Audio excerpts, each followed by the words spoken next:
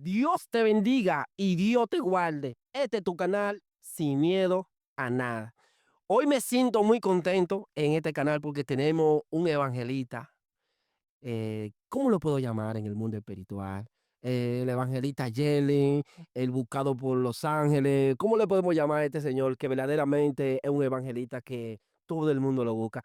Yelin, yo quisiera presentarte con tu nombre, pero yo sé que hay algo en ti que lo voy a hablar claro aquí, porque este canal es Sin Miedo a Nada.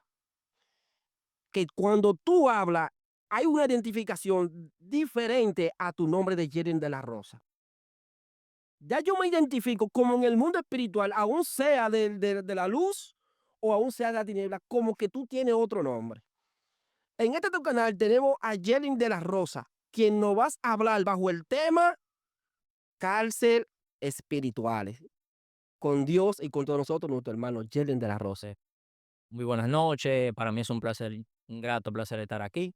Eh, Mi nombre es Yerlin de la Rosa, como dijo mi hermano acá, pero antes de entrar a temas, cárceles espirituales, yo creo que tú me sigas hablando de un tema que yo estuve viendo que me dejó como una duda y me gustaría seguir que tú me sigas indagando sobre ese tema, sobre el tema pastores charlatanes. Háblame de ese tema en sí. Bueno, este tema no era para hablar de esto, era de cárcel espiritual, pero en algo te tocó. De los pastores charlatanes, ese tiene una segunda parte. Pero, ¿qué es lo que te interesaría saber? Porque no solamente tú me estás hablando de esto, a mí hay gente que me ha hablado de eso, que por qué hablé de los pastores charlatanes. Parece como que lo chocó mucho. Entonces, me gustaría saber, ¿qué te gustaría saber de eso? ¿Qué concepto tú tienes para tú decir que un pastor es un charlatán? Oh, yo no lo involucro a todo. Yo involucro el 95 o 80%, Yerly. Porque los pastores que son charlatanes, hoy en día, llega un nuevo creyente a la iglesia, y lo primero que hace Yelling es que lo envía a predicar sin tener ni siquiera doctrina, sin recibir el bautismo del Espíritu Santo. Cuando ese nuevo creyente sale a la calle, a hacer guerra espiritual, él está bien, pero cuando viene la guerra contra él, no tiene raíces. Entonces son pastores charlatanes que le dan posición en los altares por la posición que tiene de carrera. Puede ser doctor o puede ser abogado. Por eso es. Pero este no es el tema. Este no es el tema, Jelly. Queremos hablar hoy de cárceles espirituales. Cárceles espirituales. ¿Qué tú entiendes por cárcel espiritual, hermano? ¿Cómo tú le puedes hablar a la audiencia de cárceles espirituales?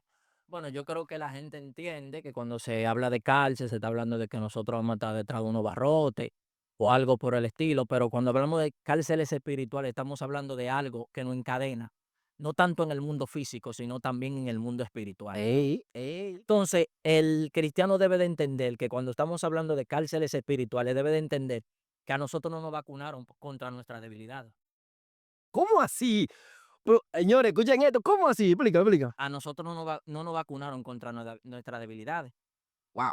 Entonces, ¿qué te digo con esto? Que a veces nuestras debilidades o nuestras acciones que nosotros tomamos nos pueden encancelar, incluso pueden fragmentar nuestra alma y nosotros vivir una vida atada sin nosotros darnos cuenta, ¿Por nosotros mismos o porque alguien más lo hace? ¿Cómo así? por nosotros mismos, Mm, porque cada quien es dueño de sus acciones. okey, bien. Y Yalin, como base bíblica, discúlpame que te interrumpa, me gustaría leer Hechos 12, del 6 al 7, Hechos, 12. capítulo 12. Del 6 al 7. Y ellos dicen así: la palabra de Dios sale en el nombre del Padre, del Hijo y del Espíritu Santo. Una noche Pedro estaba durmiendo en medio de dos soldados, y atado con dos cadenas, afuera los demás soldados seguían vigilando a la entrada de la cárcel. Era un día, era un día en la que Herodes Agripa presentaba a Pedro ante el pueblo, y de repente un ángel de Dios se le apareció, y una luz brilló en la cárcel. El ángel le tocó a Pedro para despertarlo y le dijo: levántate y date prisa. Y él estaba encarcelado. Y él estaba encarcelado. Ey, ¿Qué te quiero dejar dicho con esto, Luis? A veces nosotros estamos encarcelados, ¿y sabe qué problema radica cuando nosotros estamos encarcelados? vamos, desarróllame eso. El problema que radica en nosotros cuando nosotros estamos encarcelados es que nosotros nos presionamos entre nosotros mismos y creemos que nosotros no necesitamos ayuda. Guau, Porque cuando tú te pones a ver el panorama de esta historia, tú te das cuenta que Pedro salió por las oraciones de sus hermanos, no salió él. porque él te dice que él estaba durmiendo en medio de 2 soldados. Pero ¿qué hacía el pueblo? Estaba orando. Entonces, eso te deja dicho a ti, eso te deja dicho a ti, eso te deja claro a ti, que a veces hay batallas que realmente, por más que tú quieras pelearla solo, va a necesitar ayuda de un hermano. Va a necesitar ayuda de un hermano creyente que me escucha ahí. A veces no es necesariamente, está bien que entendemos que a veces nosotros tenemos que pelear batallas solo, pero necesitamos la ayuda de un hermano que quizás haya pasado esa área que nosotros no hayamos pasado, que quizás Dios le dio la victoria, le pasó así con Dios en esa área. Pero está bien, damos un paréntesis ahí. Yo sé que ustedes, la audiencia, los que me están viendo por aquí, los que me ven en el norte, los que me ven en el sur, eh, pueden entender que hay jóvenes, adultos y ancianos que se encarcelan ellos mismos. Pero ¿y esta cárcel que le causan los pastores a nuevos creyentes y a viejos creyentes en la iglesia? Bueno, yo, Por ejemplo, escúchame, no, te voy a interrumpir. Te voy a interrumpir. Por ejemplo, ellos hay pastores que tienen dones, que tienen ovejas en su iglesia, que tienen dones, que tienen talento y están llenos de ilusión. ¿Tú sabes lo que ellos prefieren hacer? Pregúntame, ¿qué ellos prefieren hacer? ¿qué ellos prefieren hacer? Irse a las redes y buscar un evangelista que esté voceando más para llevarlos a su iglesia a predicar. Que lo he visto yo. Y el que está lleno de ilusión en su casa no lo llaman a predicar. El que está dispuesto, anda, mi alma adora a Dios. Y el que está lleno en la iglesia ahí, que si se para en el altar, para cualquier paralítico, cualquier muerto, cualquier enfermo, a ese no le ponen atención. ¿Tú sabes cuándo se dan cuenta que está lleno de Dios? Pregúntame cuándo. ¿Cuándo? Cuando otra congregación lo invita y Dios se mueve con él. Ahí se dicen, wow, yo tenía un miembro en mi iglesia lleno de Dios, pero porque otro le dio la oportunidad. ¿Qué tú me dices de eso? Bueno, entonces ahí radica la palabra que dijo el Señor Jesús, que nadie es profeta en su propia tierra. Ajá. Y entonces ahí radica otra cosa, y es el no aprender a reconocer el ministerio de Dios. ¿Por qué? ¿Por qué? Porque muchas veces nosotros entendemos y juzgamos que a donde hay más bulla ahí es que está Dios. Ah, tú ves. Y a donde hay más bulla no es que está Dios. Hay La gente debe de entender el primer punto, Luis Manuel, que sin el Espíritu Santo, al fin y al cabo, nosotros no vamos a llegar Para ningún lado. a nada. Sin el Espíritu Santo, nosotros todo el tiempo vamos a vivir esclavos del sistema. Entonces, ¿qué te digo con esto? Hay algunas veces que los pastores no entienden su función, como el ministerio quíntuple. Hay mucha gente que no entiende que el profeta, al fin y al cabo, lo que le dé destino a las almas. El evangelista llama a las almas, el pastor se encarga de cuidar, el maestro se encarga de educar a las almas. Entonces, y el apóstol se encarga de supervisarla. Entonces, cuando tú no entiendes la función que tú entiendes, entonces tú entiendes, tú procedes a sentar a alguien que Dios lo llamó para cosas grandes. Entonces, ¿tú sabes qué causa ahí? ¿Tú sabes qué pasa ahí, Luis? ¿Qué pasa ahora? Que tú lo esclavizas. Ah, lo encarcela. Sí, lo encarcelas sin darte cuenta, y ¿sabe qué hace? Que le fragmente el alma. ¿Y Y qué esa pasa con ese miembro? tagando Y al tiempo, ¿qué pasa con ese miembro? se puede hasta descarriar. ¿Sabe por qué? Porque no le demostraron el amor que deberían de demostrar. Entonces, ¿hay o no hay pastores charlatanes? Claro que ¿Ahí? Tane. Hay pastores, mi hermano, escúchame que te interrumpo. Hay pastores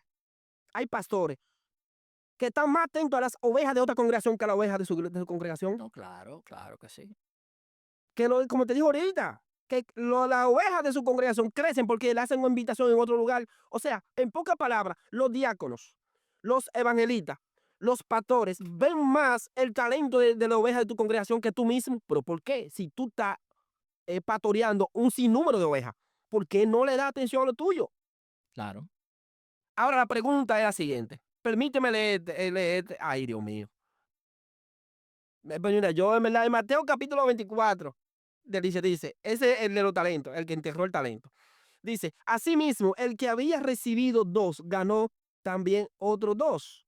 Pero el que había recibido 1 fue y cavó en la tierra y escondió el dinero que es de su señor. Después de mucho tiempo vino el señor de ellos, de aquellos siervos, y arregló cuenta con ellos. Ahora la pregunta es la siguiente. Si Dios me da mi talento a mí y yo lo entierro yo soy dueño de mis acciones. Claro. Pero si yo no ejerzo mi talento, si mi talento es predicar y yo no lo ejerzo porque el pastor me esclaviza en su casa, yo seré el culpable.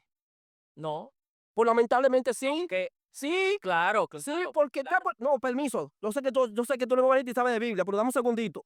Espérate, que estoy amotinado con los pastores. Esto tienen que escuchar en todas partes. Se tiene que escuchar en todas partes. Ese señor va a ser condenado porque le dio un talento. Claro, Jesús discipuló ¿cuántos discípulos? 12. Ahora pregúntame cuál de ellos terminaron juntos. Mm. Ninguno terminaron juntos. Cada quien cogió para el norte, para el sur y predicaron el evangelio. El problema de hoy en día es que nosotros, los que estamos en la iglesia, creemos que tenemos que estar juntos todo el tiempo. Usted fue llamado para predicar en el norte. Claro, Usted fue llamado para predicar en el sur. Donde quiera que yo lo mueva. claro que sí. Deslíguese de esa ligadura de alma con las demás personas. Busque a Dios. Busque al Espíritu Santo. Y es que estoy incómodo, discúlpeme. Aquí con los pastores, lo mío. Es así que estoy. Ya tú sabes. Tú me disculpas. Si te estoy ofendiendo, es para ofender si tú quieres, pero es la verdad. No, hombre, tú no me estás ofendiendo. No, tú me contradices. Entiendo tu punto de vista. Oye, ¿cuál es el problema que radica? Mm, viene siendo culpa de los pastores como también viene siendo culpa tuya. Al fin y al cabo, cuando tú entiendes el término iglesia, la palabra iglesia viene del término eclesia, que significa vayamos afuera.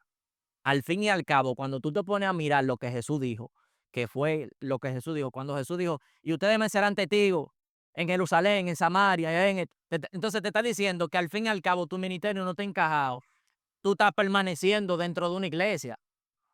¿Me está entendiendo? Él te dijo, cuando Jesús te dijo, se formó la iglesia, ejemplo, vamos a poner un ejemplo hablando en buen dominicano, se formó la iglesia. Jesús lo que te estaba diciendo era, vayamos afuera, no nos encajemos aquí adentro. Miles de almas se están perdiendo, bro, mientras nosotros nos estamos matando a nosotros mismos. La mies no es mucha. Claro. Y al fin y al cabo Jesús le dijo, la miel es mucha, ora al Padre para que mande a los obreros. ¿Y quiénes se convirtieron en los obreros? A lo que él le pidió que orara. Ellos mismitos fueron la solución del problema que Jesús le estaba presentando. Lo que menos pensaba Pedro aquí es si va a convertir 5,000 en su primera prédica. 3,000 fue en 5. 5. Él nunca pensaba que se iban a convertir 5,000 gente en su primera prédica. Pero nada sin el Espíritu. Ahora, ¿quién encarceló el ministerio de Pedro? ¿Quién le dijo a Pedro, ya tú tienes que esperar que yo te mande para la calle? ¿Quién? Jesús. Jesús, no se vayan de aquí hasta que no venga sobre ustedes quién? El El Espíritu, Espíritu Santo. Y recibirán. el Espíritu Santo. Pero entonces ahí radica un problema. Pregúntame cuál es el problema que radica. ¿Cuál es el problema, Yerlin? Que Jesús viene y le pone una pausa a los discípulos hablando. Y antes de la cena, Jesús quería matar toda duda o toda creencia que ellos tenían. ¿Sabe cuál era la creencia que ellos tenían? Que antes de Jesús irse, ellos están en la cena y uno pregunta, ¿y quién es el mayor entre nosotros? Pedro fue que. Sí, ¿quién es el mayor entre nosotros? Y Jesús le dice, no, espérate, que este reino no consiste en esto. Entonces yo quiero que tú entiendas que el más pequeño entre nosotros es el más grande en el reino de los cielos. Ahora, cuando Jesús le dice, bueno, yo me voy, y es necesario que ustedes se queden porque va a venir el Espíritu Santo. Entonces ahí radica lo que Jesús le quiso dejar dicho a ellos. Ustedes tienen que durar ¿cuántos días en el aposento alto? Esperando que venga quién. El Espíritu, yo quiero que la gente entienda esto. El Espíritu Santo no va a defender en toda su plenitud en la vida de una persona, al menos que no suelte toda su indiferencia que tiene contra su hermano. Eso era lo que Jesús quería matar mientras estaba en el aposento alto. Ellos tenían que matar la indiferencia que ellos tenían y que quién era más grande, que si Dios me usaba a mí, que si Dios levantaba a este. Ellos tenían que tumbar todo ese concepto que ellos tenían de ser grande, que ellos entendían que ellos eran grandes. Ujú. Sí, yo soy grande, sí, Dios me mueve en esto, Dios me mueve en este milagro. Y Dios le dijo, ustedes van ahí al aposento alto, ay, ustedes tienen que tratar con la falta de perdón. Ustedes tienen que tratar con el celo ministerial. Ustedes tienen que tratar con que Dios me use y a ti no te usa. Dios quería quitar toda indiferencia en ellos. Por eso fue que cuando el Espíritu Santo bajó en toda su plenitud, entonces le dio lengua de señal al incrédulo, que no fue género de lengua. Ahora, Yerlin, ¿hay o no hay pastores charlatanes? Claro que hay. Entonces, hay. A mí me han llamado de otra gente y me han preguntado que por qué ese tema. Y le estoy quitando también. Le voy a concluir con esto, ya que estamos finalizando. Le voy a concluir con esto. Y me puede seguir llamando, me puede seguir buscando. Y yo le voy con base bíblica. Con base bíblica. Yo puedo ir a cualquier congregación o podemos llamar a cualquier persona de cualquier congregación. Y yo te aseguro, mírame los ojos, no tenga vergüenza, mírame los ojos. Yo te aseguro un 100% que hay miembros que han visto que tienen 4 años orando. Perdón, orando. ayunando, pasando la mil y una, pasando proceso en la congregación, y viene un doctor, se congrega hoy, ¿y por qué el doctor le pasa por el agua ese y ya está predicando? Sin raíces, sin el bautismo del Espíritu Santo, sin el conocimiento de la Biblia. ¿Por qué? Porque tiene simplemente una Favoritismo. profesión. Y por el favoritismo. Entonces, señores, esto no va así. Favoritismo. Amén. ¿Qué tú me dices? ¿Hay o no hay pastores charlatanes? Claro, claro que hay. Hay pastores No charlatanes. se descarta. Y que me sigan llamando, que me sigan buscando, que les voy a contestar con lo mismo a cada quien. Por eso fue que Jesús dijo que aquí íbamos a estar todos ligados y que cuando él llegara iba a comenzar a sacudir lo que eran y lo que Lo no que eran. no era. Bueno, creo que hemos llegado a la conclusión de esta sesión, ¿verdad? Entonces, ¿qué tú tienes para decirle? ¿Cómo te puedes despedir de la audiencia? ¿Tú eres de los pastores charlatanes?